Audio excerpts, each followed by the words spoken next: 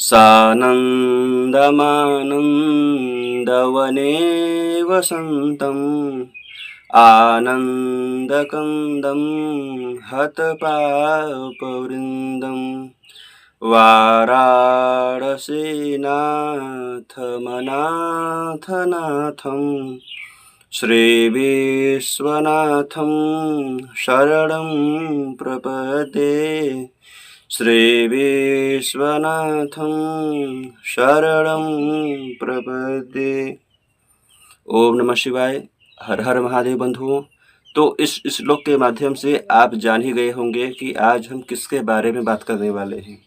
तो आज हमारे इस वीडियो का छठा दिन है, अर्थात आज हम बात करेंगे छठवें शिव ज्योतिर्लिंग के बारे में, अर्थात काशी विश्वनाथ जी के बारे में बात करेंगे कि आखिर काशी विश्वनाथ शिवलिंग की स्थापना कैसे हुई, इसके पीछे का क्या रहस्य है, क्या कहानी है, और साथ ही साथ हम जानेंगे कि मणिकर्णिका घाट की भी स्थापना कैसे हुई थी। आखिर मणिकर्णिका घाट क्यों मोक्ष प्रदान करता है, उसका पीछे का क्या कारण है। तो हम बात अब शुरू करने वाले हैं। तो बात ऐसा था कि जो हमारे शिव जी हैं वो सगुण और निर्गुण दोनों रूप में हैं। पूरे देवी देवताओं में केवल शिव जी ही एक ऐसे हैं जो सगुण भी हैं और निर्गुण भी हैं। तो निर्गुण शिव जी ने अपने मन में इच्छा की कि मैं एक से दो हो जाऊं, तो उन्होंने अपने आप को दो रूपों में विभक्त कर दिया, एक शिव और दूसरा शक्ति, अर्थात एक पुरुष और दूसरा प्रकृति। तो पुरुष और प्रकृति ने जब सोचा कि मेरा जनन कौन है, मेरा जननी कौन है, अर्थात मेरे माता कौन है, मेरे पिता कौन है, जब उन्होंने ये जानने की कोशिश की, तब शिव जी ने उनको आकाशवाणी के रूप में समझाया कि आप लोग तपस्या करो। तो पुरुष और प्रकृति ने कहा कि हम कहाँ तपस्या करें, ना कोई स्थान है, ना कोई सामग्री है, हम क्या करें, कैसे करें। तब शिव जी ने 5 कोस लंबा और 5 कोस चौड़ा एक नगरी बसाया, जिसमें सभी सामग्री जप तप करने के लिए उपस्थित थी।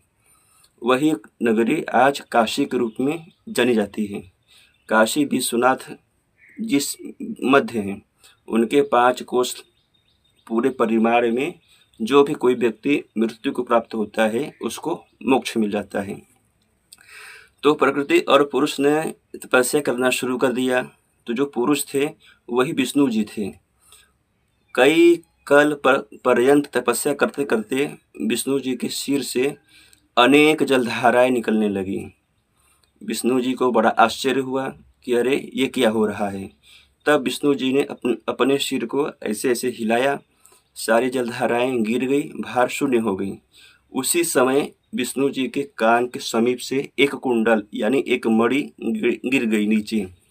वही मणि आज मणिकर्णिका घाट के नाम से प्रसिद्ध है। वहाँ पे मोक्ष इसीलिए मिलता है क्योंकि नारायण का वहाँ पे कुंडल गिरा है, और मोक्ष तो नारायण ही देते हैं। तब जब जलधाराओं का वेग बढ़ने लगा तो वो द्वीप यानी काशी डूबने लगी।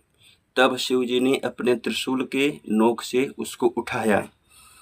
और काशी एक ऐसी नगरी है जो किसी भी कल्प में, किसी भी युग में, किसी भी प्रलय में कभी डूबती नहीं, इसीलिए काशी अविनाशी कही गई है। और उसी काशी में भगवान शिव ने कैसे विश्वनाथ जी की स्थापना की, अब आइए इसके बारे में हम बात करते हैं। तो जो अविमुक्तेश्वर ज्योतिर्लिंग हमेशा काशी में विराजमान रहता है, और इसकी स्थापना कैसे हुई, चलिए बात करते हैं। तो अविमुक्त ने शिव जी से बारंबार प्रार्थना किया कि महादेव आप अम्बा सहित यहीं पे विराजमान हो जाइए, क्योंकि यहाँ पे जो लोग भी आएंगे उनको मोक्ष मिले, उनको पापों से मुक्ति मिले, उनको रोग से असाध्य जो हैं उनको भी सुख शांति सब मिले। इसलिए आप कृपा करके अम्बा सहित यहीं पे विराजमान हो जाइए। शिव जी ने कहा तथास्तु। अब हम बात करेंगे काशी की क्या महत्व है, क्या विशेषता है, काशी में क्यों निवास करना चाहिए। इसके बारे में शिव जी खुद कहते हैं ये सब बातें मैं अपने मन से नहीं बोल रहा हूँ, शिव पुराण मेरे पास है, उसी में पढ़ पढ़ के मैं आपको बता रहा हूँ। तो शिव जी ने खुद स्वयं कहा है कि पूरे धरती पे अगर कोई काशी में एक बार भी गलती से भी निवास कर देता है और उसकी उसी समय मृत्यु अगर हो जाती है, वो कितना बड़ा भी पातकी क्यों ना हो, कितना बड़ा दुष्ट क्यों ना हो, ब्रह्म हत्या क्यों न किया हो, भ्रूण हत्या क्यों न किया हो, पराय स्त्री गमन भी क्यों न किया हो, उसको मुक्ति मिल जाती है। और काशी की ये एक और विशेषता है कि अगर आप एक बार काशी में घूम लेते हैं, वहाँ का गंगा स्नान कर लेते हैं, तो अगर आपका अगला जन्म भी होगा तो काशी में ही होगा। और काशी में जब जो जन्म लेता है वो 1000 साल मतलब 1000 बार मरने के बाद तब उसको काशी मिलती है। तो ये काशी की महिमा है। कहीं भी तीर्थ स्थल में भी मरे उसका कोई महत्व उतना है नहीं, लेकिन अगर काशी में कोई मरता है तो उसको मुक्ति मिलती है। ये शिव जी की गारंटी है कि मैं उसको मुक्त कर दूंगा, केवल वो काशी में रहे। तो आज की हमारी वीडियो यहीं समाप्त होती है। अगर आपको वीडियो अच्छा लगे तो लाइक करो, शेयर करो, सब्सक्राइब करो और इसको दूर दूर तक भेजो ताकि सबको काशी के बारे में पता चले। और अगर आपके मन में कोई शंका हो, कोई चाहते हैं कि प्रश्न पूछना, तो आप पूछ सकते हो। मैं उसका प्रयास करूँगा उत्तर देने का वीडियो के माध्यम से।